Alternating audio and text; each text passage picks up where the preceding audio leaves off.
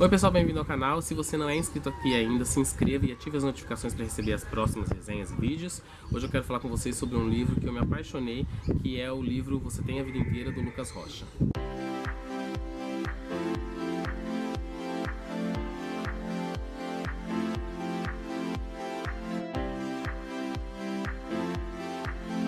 Bom, a partir do momento que a Galera Record publicou no Facebook que eles iam publicar esse livro e eu li sobre o que se tratava, eu falei, eu preciso ler esse livro.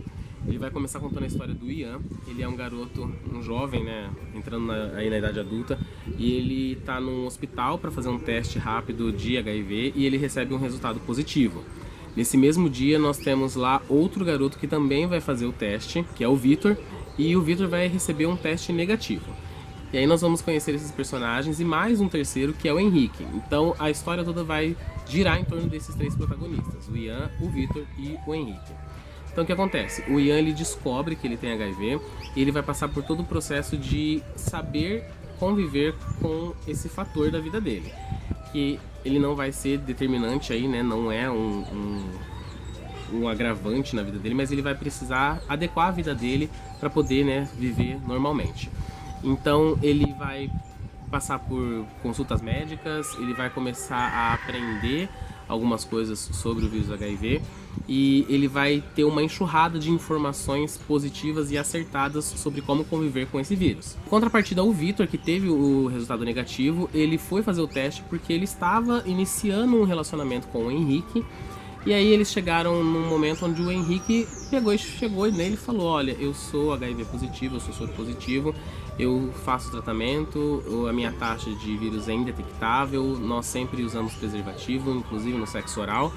E então eu preciso, já que a nossa relação tá caminhando, né, pra frente, eu preciso contar isso pra você. Só que o Vitor teve assim uma das péssimas reações, que pode até ser compreensível, mas não sei se é tão compreensível hoje em dia, afinal tem tanta informação.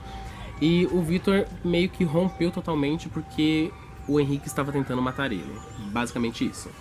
Então nós vamos ter três personagens cujo assunto HIV vai provocar transformações na vida dos três. O Henrique é um garoto que descobriu que tinha HIV, ele estava num relacionamento, esse relacionamento acabou, e o Henrique ele vai sofrer todas as coisas que uma pessoa HIV positivo pode sofrer. Ele vai sofrer preconceito, ele vai sofrer o afastamento das pessoas, ele convive com esse vírus há 3 anos e ele leva uma vida assim relativamente normal. O único problema dele é que por causa disso ele se fechou e as pessoas meio que se afastaram dele devido a isso. O Vitor é uma pessoa que, apesar de se achar bem informada e ter acesso ao Google e procurar qualquer coisa no Google, ele tem muitos preconceitos. Então ele vai aos poucos tendo esses preconceitos quebrados e questionados com relação ao HIV, tanto do Ian, que ele vai acabar se tornando amigo, quanto do Henrique, que ele gosta do Henrique, sente uma forte atração por ele, só que ele precisa, né, romper, quebrar essa barreira do preconceito, do medo do HIV. Esse livro aqui, ele é extremamente positivo, primeiro pela representatividade. Nós temos, felizmente, vários livros LGBTs aí, só que nós não temos grandes livros com personagens que falam sobre HIV.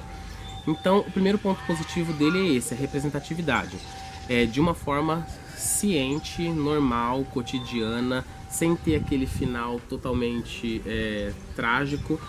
E outro ponto positivo, que nisso eu fiquei bem apreensivo no começo, é que eu achei que talvez poderiam ter algumas informações aqui que causassem mais mal do que bem, mas eu estava totalmente enganado. O livro traz muita informação sobre HIV, sobre como se prevenir, sobre como conviver com HIV, e são informações muito atuais. Lógico que no final o autor, né, o Lucas, ele fala que ele teve aí o auxílio de pessoas especialistas no assunto para poder passar essas informações acertadas para ele.